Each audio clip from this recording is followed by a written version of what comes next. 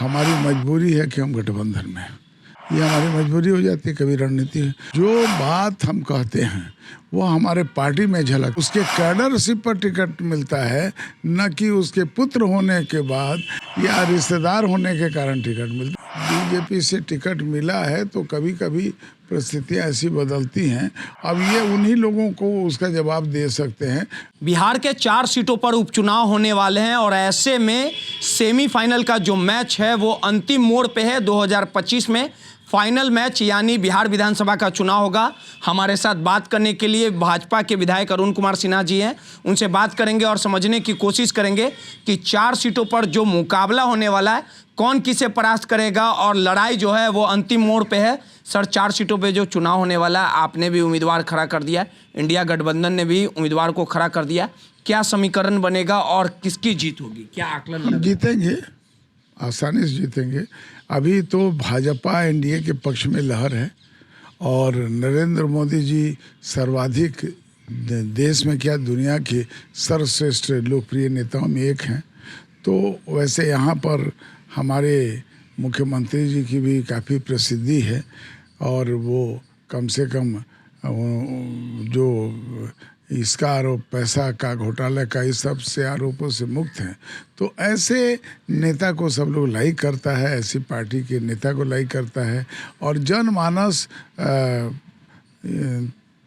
ये हम रहें या न रहें, यह देश रहना चाहिए, इसकी फिलॉसफी को लेकर भारतीय जनता पार्टी आगे चलती है और इस बात को लोग समझ गए हैं।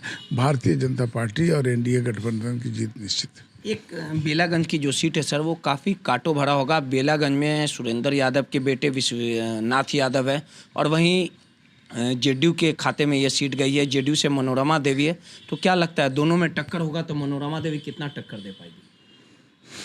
देखिए, उस क्षेत्र में मैं गया नहीं हूँ। आप जब बता रहे हैं ये बात की कड़ी टक्कर है, लेकिन मैं पूरे भारत और देश और स्टेट और यहाँ के वातावरण और लोगों की आवाज़ सुनता हूँ तो हमारा मुकाबला इस समय एक तरफा आदरणीय नरेंद्र मोदी के, नीतीश कुमार के पक्ष में ये सरकार है।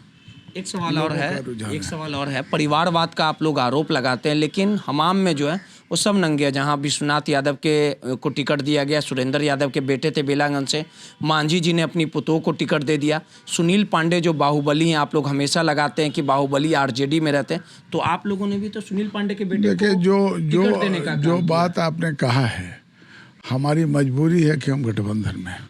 ये हमारी मजबूरी हो जाती है, कभी रणनीति है।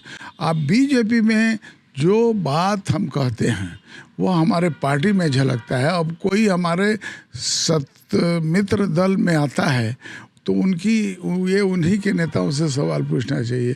भारतीय जनता पार्टी में इस आदर्श को अगर कोई कार्यकर्ता होता भी है तो उसके कैडरशिप पर टिकट मिलता है, न कि उसके पुत्र होने के बाद या रिश्तेदार होने के कारण टिकट मिलता है। ये भारत आप नहीं मानते कि बाहुबली हैं सुनील पांडे, उनका बेटा? मैं फिर कहा ना कि वो गठबंधन की पार्टी में है। बीजेपी से टिकट मिला है, तरारी से बीजेपी से टिकट मिला है तो कभी कभी परिस्थितियाँ ऐसी बदलती हैं।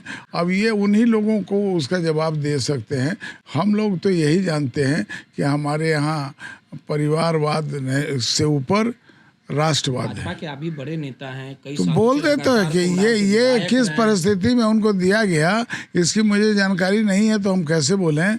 लेकिन हम लोगों में राष्ट्र धर्म ऊपर है, जनरल हम लोगों को यही बताया समझाया गया है, इसलिए ये उनसे ही सवाल पूछे तो ज़्यादा बेहतर। सवाल है, प्रशांत किशोर ने भी नई पार्टी का निर्माण किया और ये कहा जा रहा है कि भाजपा की बी टीम है प्रशांत किशोर। अगर भाजपा की बी टीम नहीं है तो कितना नुकसान पहुंच सकता है ये 4 सीटों पर और 2025 में? तो बीजेपी का ही लोगों को भ्रमित करने का, बीजेपी जो समर्थक हैं उन्हीं को भ्रमित करने का कोई ए टीम बी टीम नहीं है। वो भी अन्य लोगों की तरह हैं जैसे अन्य राजनीतिक पार्टी है और वो हमारे जो सिद्धांत पर हम चल रहे हैं वो उसके लिए एक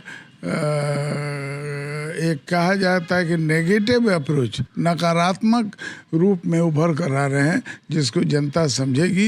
एक तरह से वोट काटने का हिसाब उनका वही उनका काम रह जाएगा, वोट कटवा। सीधे तौर पे भाजपा के विधायक अरुण सिन्हा जी थे और जिस प्रकार से कह रहे थे कि उपचुनाव में एक तरफा जीत होगी, कौन किसे परास्त करेगा ये तो आने वाला समय ही बताएगा। कैमरामैन शशि के साथ रोहित, दर्श न्यूज, पटना।